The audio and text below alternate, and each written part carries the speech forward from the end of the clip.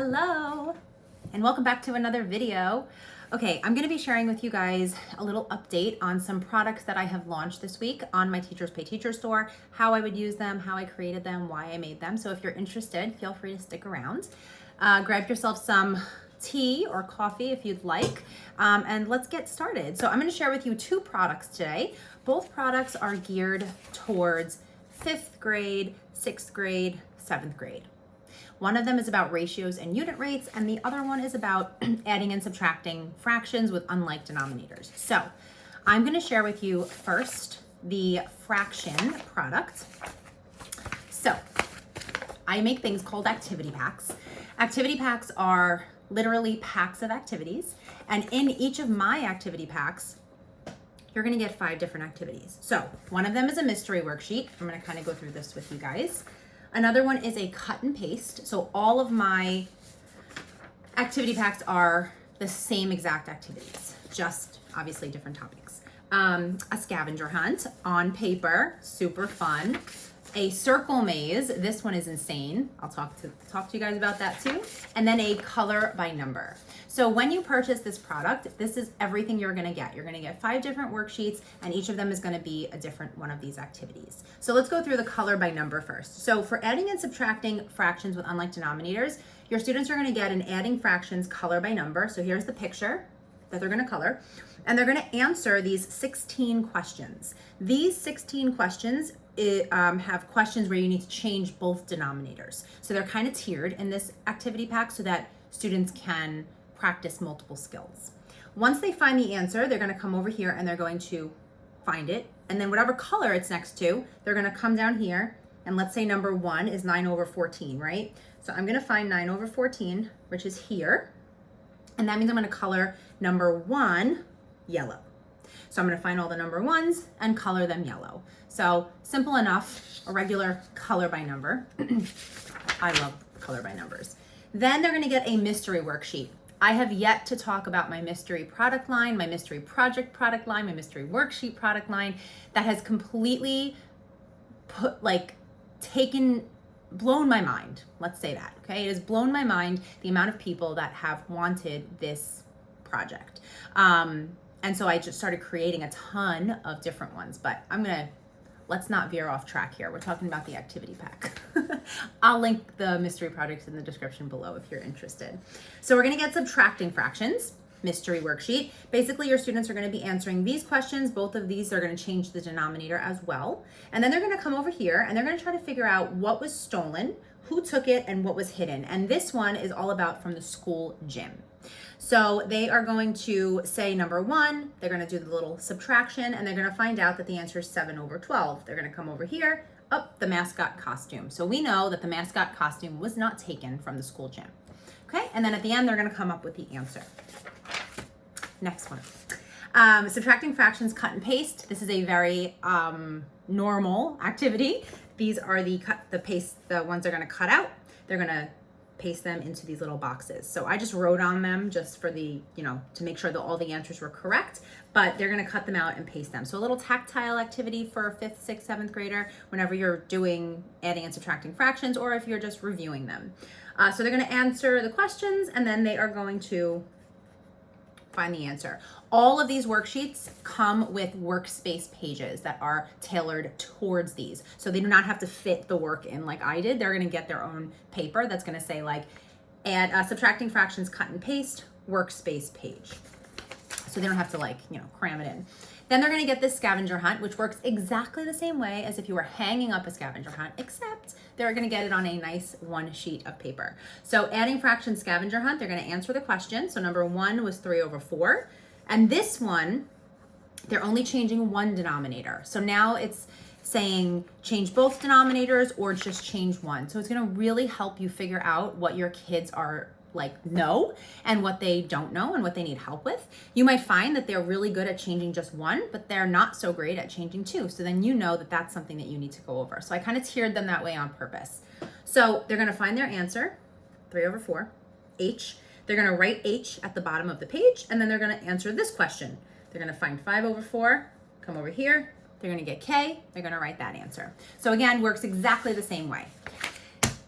Now, my pride and joy of my circle maze that I created, and I'm very excited about it. It literally came about because I didn't want to make the boxes and I couldn't figure out how to, like, certain problems didn't lend itself very well to like the small thin spaces, right? So I was like, what can I do? So there are 30 circles on here with questions and the answer. What they're gonna do is solve all 30 of them. So this is like a full period activity. Like, this is like, don't plan anything else because you are going to be like, this is what they're doing. This is what they're doing, which I love activities like that. So 30 different questions, and they are going to find their way out of the maze. There are 3 ending places. The way they find their way out is every single time a question and answer are true, they're going to color it in. So the true statements are going to lead them towards the end of the maze. And then I kind of just put 3 different possible endings, because then once kids get down here, they're going to be like, oh, you know, I know that this is the right path. So now they kind of have to do at least 3 different questions, like for real, to see which one is the end. So this is one product, all of this. I love activity packs. The kids love activity packs. They're super engaging. So this is one of the products I wanted to talk about today. Okay, the next activity that I wanted to share that I made is a ratio and unit rate product. So there is a lot of, you'll start to notice this if you follow my channel when I talk about products. I like to put as much in a product as possible because I want you to get the most value for the money that you are so kindly spending, right? So that's why that you're not just getting one. I'm not gonna just sell you one, I'm gonna give you 5 of them.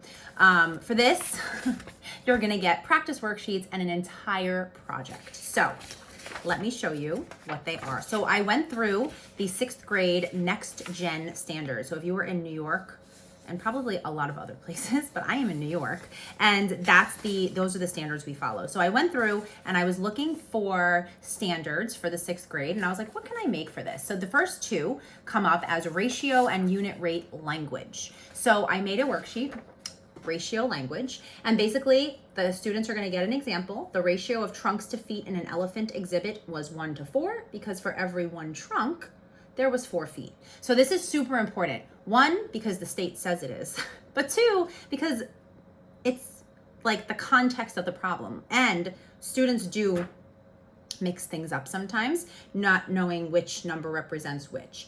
Then they're going to do a turn and talk. Why does this make sense? Chat with a neighbor. So I love turn and talks. I've gotten mixed reviews. I asked on my Instagram who likes turn and talks, and then most people said yes, some people said no. So if you are not that person that likes a turn and talk, but you like this activity, you can just have them jot it down. You don't have to have them turn and talk. And then what they're going to do is the ratio of dogs to cats at the animal shelter is 3 to 2, because for every 3 blank, there are 2 blanks. So they're literally just going to practice this skill. At the bottom, they're going to make up their own question, which those are my favorite. I love when kids make up their own questions and solve them, because it's like really showing an understanding. Then they're going to get a ratios worksheet that is double-sided. I mean, it's not, because my printer doesn't do that, but your printer will. You could double-side it. And they're going to get an example. The example is totally written out for them, but it does use cross multiplication. You can use tape diagrams. You can use equivalent tables. There are other ways that you can do ratios. So just know that the one that's on my paper is cross multiplication. So that kind of limits it a little bit if you don't want them to know how to do cross multiplication, or like you don't feel that they're there yet. And so then again, another turn and talk, what happened in the steps above, chat with a neighbor, and then they're going to answer 7 questions. So an example of a question: the ratio of apples to oranges in a basket is 4 to 3. If there are 12 oranges, how many apples are there? So that's basically what they're going to do. So that's another worksheet to practice.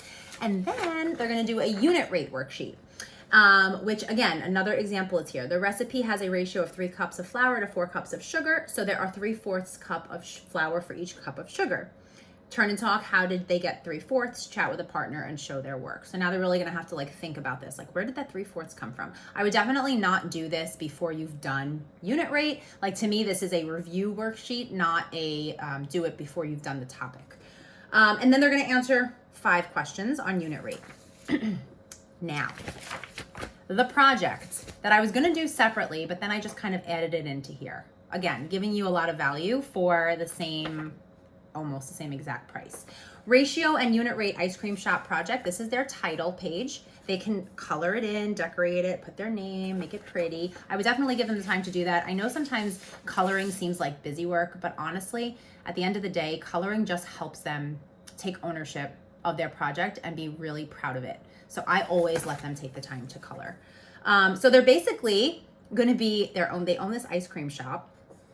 In this here, they're going to create a banner for it. So it's a cool chance to talk about logos and branding colors and like all the things. And they're basically going to name their ice cream shop and decorate it. Then there's 3 activities. So the first one is that they have vanilla chocolate and strawberry ice cream, and each flavor has its own recipe of cream and sugar. So because this is a 2 variable project, every ice cream flavor has cream and sugar. It just has a different ratio of those ingredients. So it says for each flavor, write the ratio of cream to sugar, simplify the ratio if possible, and then each recipe above makes 1 cup of ice cream and each scoop is a half a cup. They're going to basically figure out how much cream and sugar do you need for 20 scoops. So you have the opportunity here to teach this however you want. I did leave a full answer key and notes in the product for different ways that I might go about it and things that I would tell the kids. So that is all in here for you. So that's the first task. And then there's a little chart here so they can organize. I'm all about organize. Like, keep it organized. I have to grade it, right?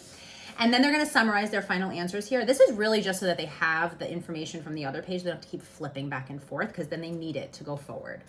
So now they're going to do activity 2.